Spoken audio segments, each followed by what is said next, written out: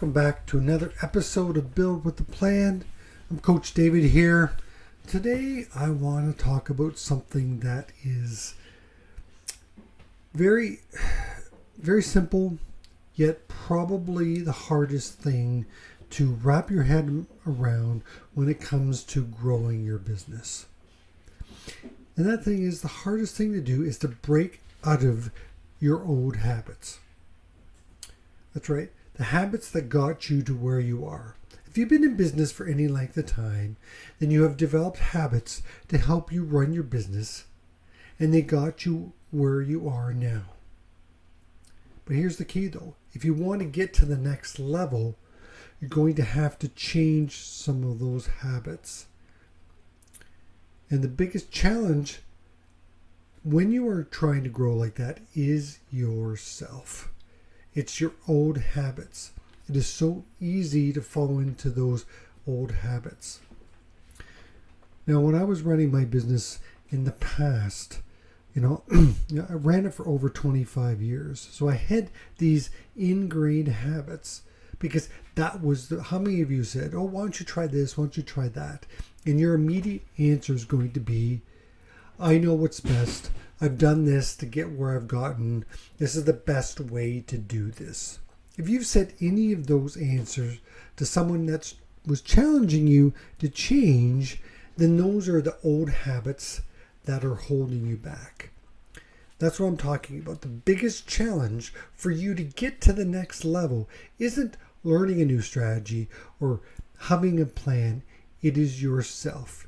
Unfortunately, if you've been in business for any length of time, then it's your old habits that are going to hold you back. Now, there are only a couple ways that you can get over that. One is something dramatic happens to you. Whether you end up going bankrupt, end up closing your business and realizing, wow, I did a bunch of dumb things like I did when I had my business. See, that's the thing. I did okay.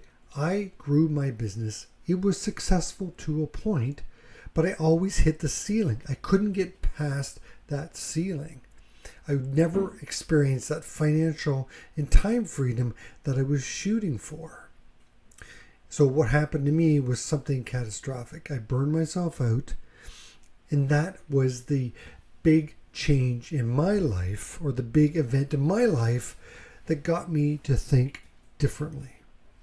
Now, I'm not suggesting that any of you out there do the same thing I do, and that's why I have this, that I'm producing this Build with a Plan podcast, because I'm hoping to help some of you avoid these pitfalls and not pay the price that I paid for you to be successful. So how do you get over that? How can you do it without that catastrophic event? It is your vision. It needs to be bigger than you are now. So this is where I want you to think about. I may have talked about this in the past. It's, where do you want your business to go? What do you want from your business? Now, this is super important, and you need to be crystal clear in this, because some of us want more money. Some of us want more recognition. Some of us want to be busier. And some of us want more free time. There are different motivational factors depending on what type of personality you are. So I'm not going to get into those types of personalities at this point. What I want you to think about is what motivates you. What would excite you to get you out of bed? Now, this isn't, do the thing you love and you'll never work a day in your life. No, I'm not talking about that. What I'm talking about is, if your business achieved this level of success, what would it allow you to do? What would you be able to do that you're not doing now? This is something that needs to excite you more than just, oh, I don't have to worry about paying my bills. Now, mind you, financial security is a motivating factor for some people, but I want you to go beyond that, beyond having all your bills paid. because you're most likely doing that now, and if not, you're very close to it. I'm talking to the part of you that says, I want something more. Okay? And you need to build this vision on where you want the business and what do you want from it.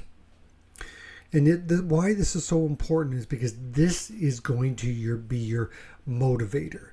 That is that catastrophic event that's going to happen to you, but in a good way, not in a bad way. So I want you to look at it. What is it that you want?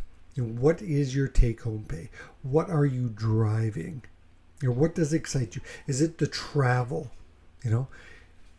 Is it your vehicle? Is it toys? Do you want boats and ATVs and that type of stuff? Or do you want this?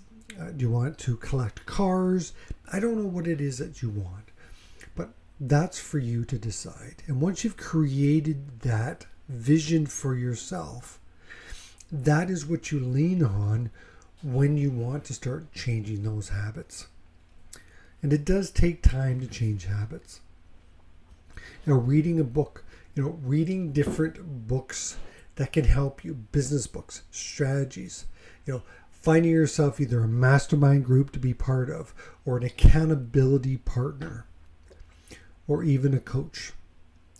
Now, of course, I'm going to recommend a coach because all the top athletes out there, it's easy to lean on the athletes because they are at the top of their game. But the only reason they are at the top of their game is because they've had coaches along the way, sometimes multiple coaches at the same time, to help them see what they're not seeing, helping them develop the proper habits to make sure that they can grow their business to where they want to, or as an athlete, get to where they want to. If you're a baseball player and you're hitting 250, which is a fairly average batting average, but you want to get to 285, 290, then you need to change some of the habits. You need to do some adjustments to your swing to make sure that you are making better contact. Maybe you're able to pick up the ball a little bit better, see which way it's spinning. Your timing, do you do a big step, a little step, how do you grip the bat? There's all these little things. Where is your elbow when you're making the swing? Now, that's very difficult to do when you are the batter. You're swinging. You can't see everything that's going on. So that's why a coach, or at least an accountability partner, comes into play. Accountability partner, it needs to be someone that's not just a friend. It needs to be someone that will be straight with you and hold you accountable for the steps and the goals that you set for yourself. I mean, if it's just a friend that lets you off the hook, then that's really just a friend. It's not an accountability partner. You want someone that is going to challenge you and make sure that you're moving in that right direction and helps you see some of the old habits that are holding you back.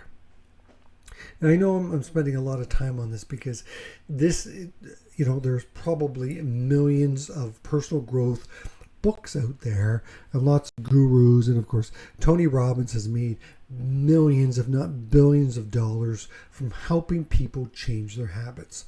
Why? Because it's difficult to do.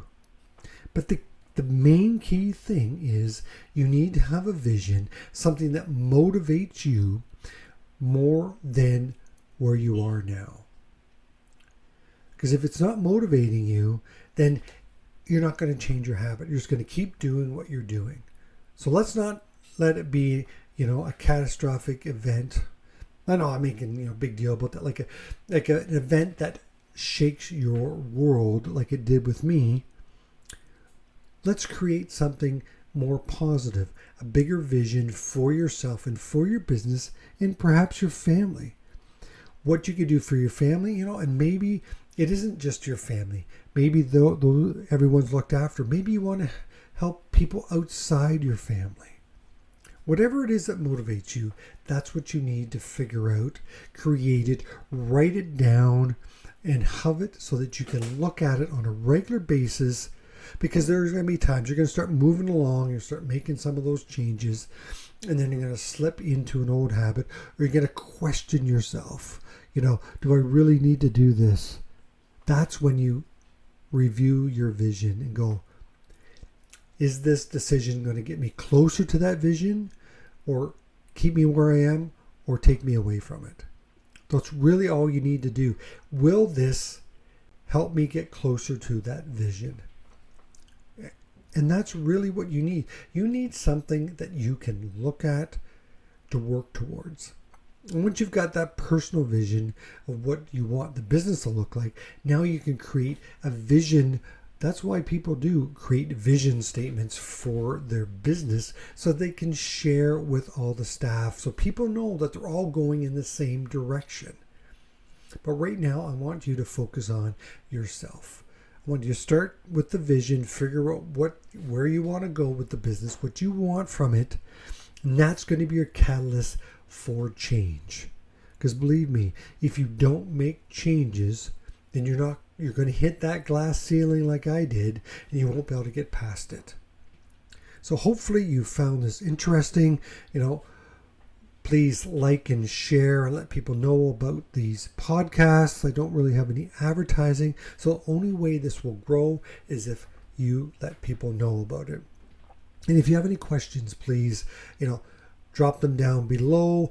Send me, on all the socials at Your FS Matrix. That's Your F as in Frank, S as in Sally, Matrix on all the major socials. Love to hear from you. Share, like, all that fun stuff. Until next time, this is Build with a Plan with Coach David.